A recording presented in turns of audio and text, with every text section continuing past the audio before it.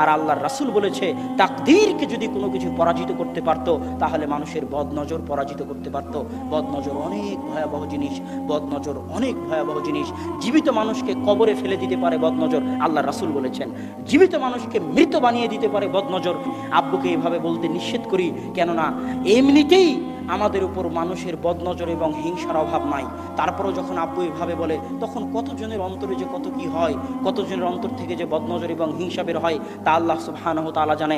আর আল্লাহর রাসূল বলেছে তাকদীরকে যদি কোনো কিছু পরাজিত করতে পারতো তাহলে মানুষের বদনজর পরাজিত করতে পারতো। বদনজর অনেক ভয়াবহ জিনিস, বদনজর অনেক ভয়াবহ জিনিস। জীবিত মানুষকে কবরে ফেলে দিতে পারে বদনজর, আল্লাহর রাসূল বলেছেন। জীবিত মানুষকে মৃত বানিয়ে দিতে পারে বদনজর, আল্লাহর রাসূল বলেছেন। বদনজর অনেক ভয়াবহ জিনিস। আপনি যখনই সফল হবেন তখনই মানুষের হিংসা, মানুষের বদনজরের শিকার হবেন। ইমাম বুখারী বলছে যখন তুমি আলেম হয়ে যাবে তখন তুমি অন্য আলেমের হিংসার শিকার হবে। ইমাম বুখারীর কথা, যখন তুমি আলেম হয়ে যাবে তখন অন্য আলেমের হিংসার শিকার হবে। হিংসা এবং বদনজর ভয়াবহ জিনিস, এটা থেকে বাঁচার চেষ্টা করতে হবে।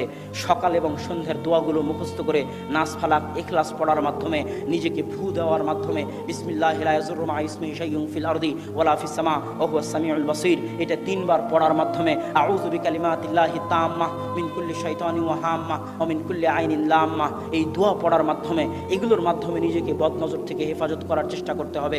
ছোট ছোট বাচ্চাকে ফু দিতে হবে এই দোয়াগুলো পড়ে, যেন তারা মানুষের বদনজর থেকে হেফাজতে থাকে। আপনি নিজেও যদি প্রশংসা করেন আপনার ছেলের, আপনি নিজেও যদি প্রশংসা করেন আপনার বইয়ের, তাহলে মাশাআল্লাহ বলবেন, বারাকাল্লাহ বলবেন। সৌদি আরবে যদি কোনো সৌদি ছেলের প্রশংসা করেন আর যদি বারাকাল্লাহ মাশাআল্লাহ না বলেন, তাহলে আপনার হাত পা ধরে মাশাআল্লাহ বারাকাল্লাহ বলিয়ে নিবে। কেননা শুধু প্রশংসা বদনজর হতে পারে, দোয়াবিহীন প্রশংসা বদনজর হতে পারে, দোয়াবিহীন প্রশংসা বদনজর হতে পারে। এই জন্য যেই আপনার প্রশংসা করুক না কেন তার মুখ থেকে দোয়া বের করিয়ে নেবেন, যে বারাকাল্লাহ বলে যাও, মাশাআল্লাহ বলে যাও, লা হাওলা ওয়ালা কুওয়াতা ইল্লা বিল্লাহ বলে যাও।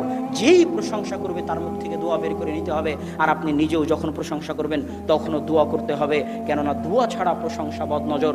আল্লাহ যে কোনো সফলতা ধ্বংস হয়ে যেতে পারে বদনজর দিয়ে। আল্লাহ সুবহানাহু ওয়া তাআলা আমাদেরকে মানুষের বদনজর এবং হিংসা থেকে হেফাজতে রাখার তৌফিক দান করুক, আল্লাহুম্মা আমিন। তারপরের কথা হচ্ছে সফলতা ধরে রাখতে চাইলে সবর করতে হবে।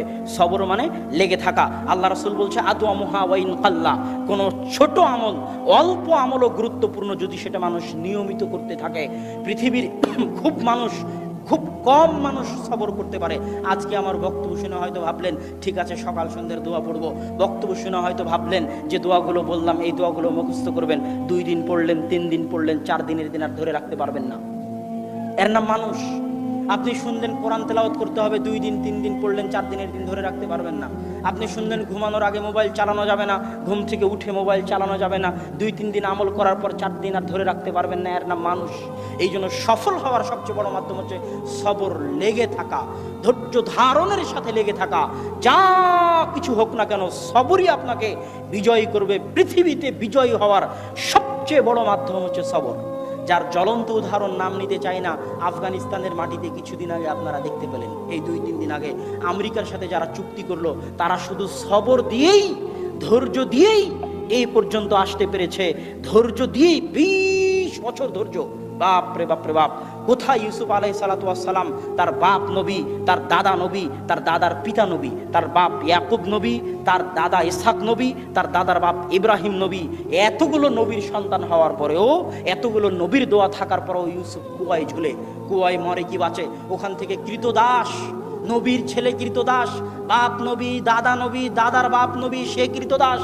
কৃতদাস হয়ে মানুষের বাড়িতে কাজ করে, অথচ তার বাপ নবী, তার দাদা নবী, তার দাদার বাপ নবী, ইব্রাহিম নবী, ইসহাক নবী, ইয়াকুব নবী, তাদের ছেলে ইউসুফ মানুষের বাড়িতে কৃতদাস হয়ে কাজ করে। আর বাপ কাঁদতে থাকে কোথায় আমার ছেলে, বাপ কাঁদতে থাকে কোথায় আমার ছেলে, কোথায় আমার ছেলে। 2 জনই নবী।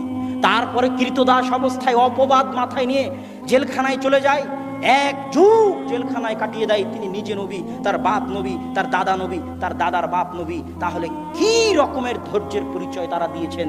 ধৈর্য দিয়েই ইউসুফ এবং ইয়াকুব বিজয় লাভ করেছেন।